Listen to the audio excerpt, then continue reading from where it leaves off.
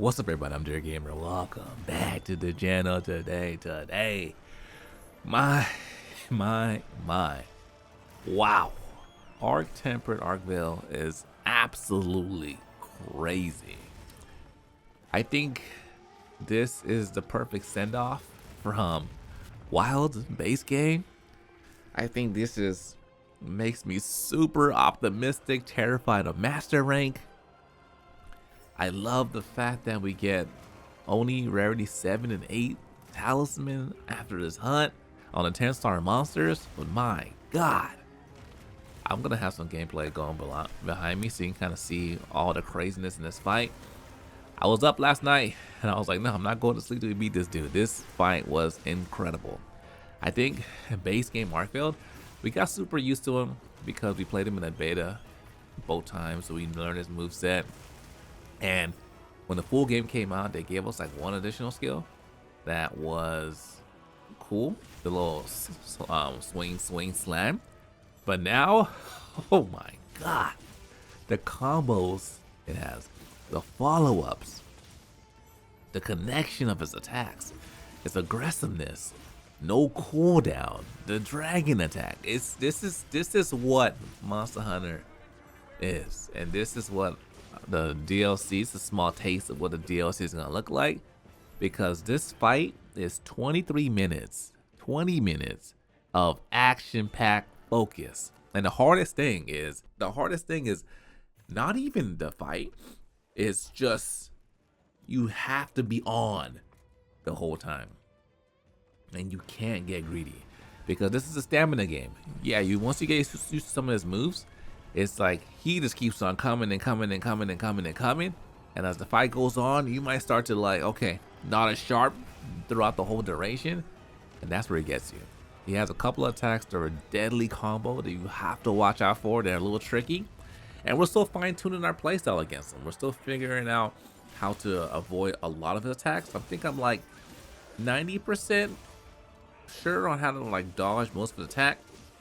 Now it's a matter of being super aggressive with ES slash and the foresight and getting ourselves in the situation where we can making sure we're doing some crazy damage and also keeping our aggression up. But just before we get into the fight, just the music, oh my god, is beautiful. The music is beautiful. I love what they did with the music. It's so good. It's a majestic sound. I love the chanting, the violins, the drums. Oh, I want to see an orchestra. I have to. I absolutely have to see an orchestra because, man, the music was phenomenal. Absolutely phenomenal. And that's one thing they truly always master in these fights. They kind of keep you going. We had Proof of a Hero in Ghost Mazios towards the end. This one didn't have that, but my god, this music felt so good. So good. When I think of the challenge, there's a 10-star monster. And yeah, there's a clear difference between them and the 9-star. I think it's the strength of his attacks, the combos of his attacks. I think in this fight, Dragon Resist is your best friend. I think eating from Moxie is your best friend. Definitely eating for the insurance is your best friend. Lord Soul saved me in my fight so many times with that guts from getting a hit that would have killed you but protected you. So I think, like, man, all of the farming we did prior for the gear to get to this point is worth it.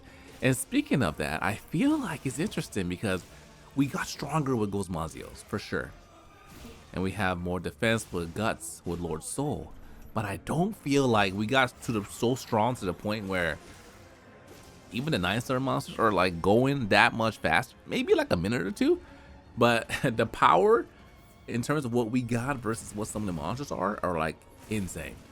So I think like that they did it on purpose because they didn't want us to come back and have a whole fatality situation where we could just like destroy any monster like within 2-3 minutes. So I think the challenge is there, and that's the thing about Monster Hunter games. You can have the max gear, the best stuff, but you're still gonna get clapped if you're not paying attention. And that's what I feel comes with this fight. I'm just thinking back to the experience. I feel like the thrill is there.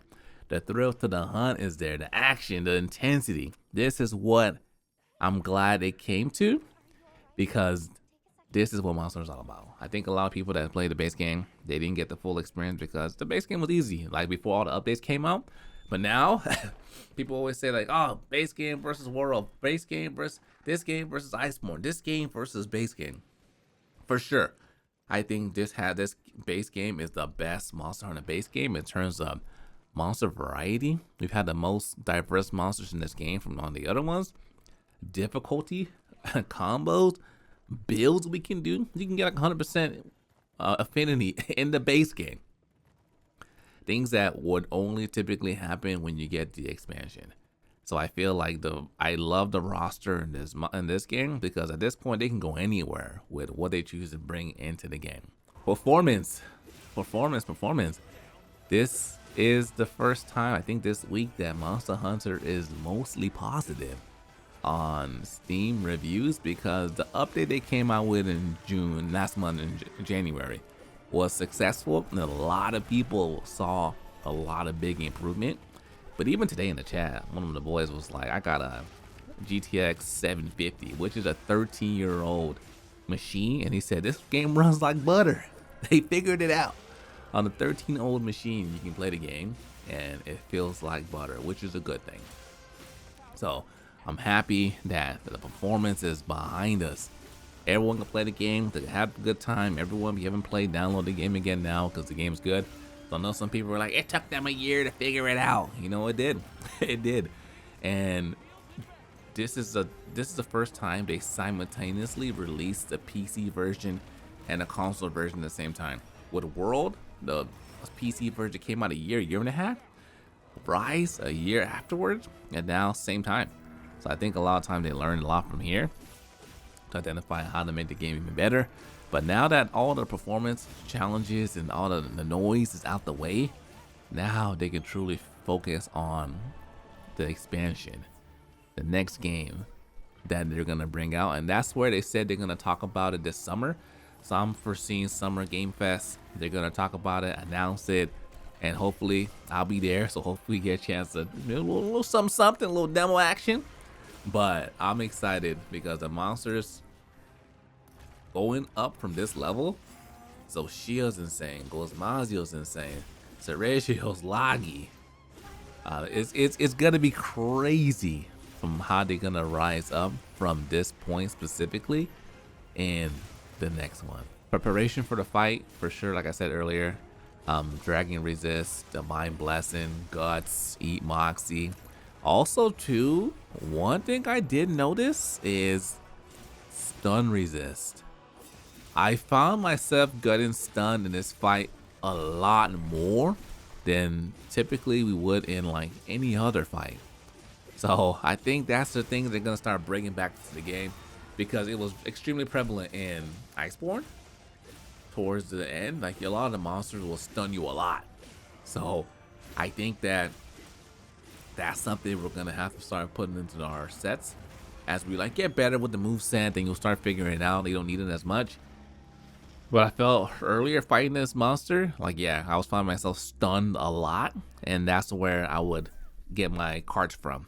Another thing I noticed as well is kind of like in Rise, they gave us the Wirebug, and the Wirebug was to allow us to kind of escape whenever we got hit and knocked over. But when Sunbreak came out, what they did was Wirebug became a trap, and a lot of the monsters have moves specifically to target you if you were using the Wirebug. So like you jump on the fall on the floor, use Wirebug, it has a follow-up attack that hits you right then and there.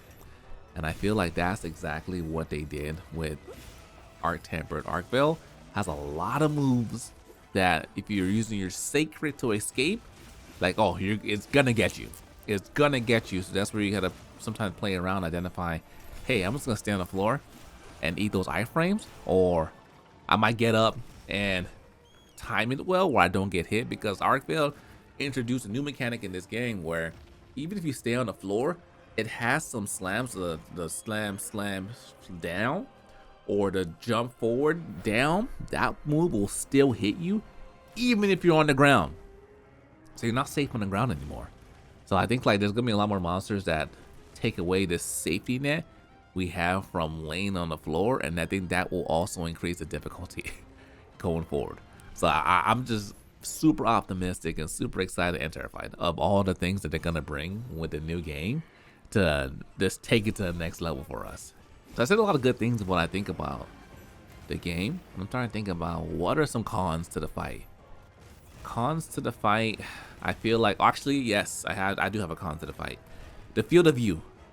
Because Arkveld feels faster, could move all over the place, I feel that it's hard to see him sometimes. Sometimes it's like boom, then boom, then boom, and then I can't see because the game is too close to me or he's too close to me. So I feel like giving us like a little field of view would be better in this fight, since we're getting to the point where these monsters have these large scale attacks continuously, so we can just better position ourselves to avoid those big hits. I think that would be one thing that I will say about the game. Also, maybe maybe a new, it's not like a new weapon like monster like Gozmazios, something to increase our armor, our weapons, to get us another level of power, because these 10-star monsters are crazy. So I feel like maybe one more notch in power would have been good for us to get. I love the talisman that you get only every 7 or every 8 talisman, and when you're fighting these 10 stars, I know they said it didn't add any new ones. They just kept the original cast. They didn't add any new ones. I kind of wish they did. Kind of wish they added a couple more like newer talisman in there for us to like thirst for. But there's already some juicy ones that we haven't gotten, so I guess that'll give us something to do. But in close, I feel like the game has a lot of longevity now. There's a lot of things to farm, a lot of things to go after, a lot of ways to build your character, and I think that that's what's going to keep people playing the game. And now that the fact that the performance is fixed, like a lot of people are going to dive back in and kind of just go ham with the game. But man, what an amazing fight, amazing music, heart pumping from beginning to end. You really felt it. It didn't feel like fake artificial difficulty. Didn't feel cheap at all. There's some of the moves you're like, damn, like what's going on? And if you get hit in one of these combo strings, you're done. Playing on multiplayer, I guess my last point, playing on multiplayer wasn't as hard. I feel like for sure playing single is a lot more intense because it's just focused on you the whole time. Multiplayer, they did a good job him swapping between his skills and swapping targets, which kind of gives you a break. Especially I feel that move where he sweeps his tail and like you get to like stab his arm. I feel like he does that move way more often now. So like playing with other players that can use like a slinger burst to disrupt that attack and save you is like also beneficial as well. So I feel like playing multiplayer is fun. It wasn't crazy, but that's why his moves are so widespread, so we can hit all 4 players at the same time if things are going crazy. But thanks for watching. The video is up. My first attempt is up on the channel, so you guys check that out. It's been a good fight. I'm gonna come back with some builds. We still got the proof of a hero hunt to do as well, so we'll do that one later. I want to give my first impression of the fight after like going ham with it for the first day. But if you're new, make sure you subscribe and give the video a thumbs up. Till next time, dear gamer, signing out.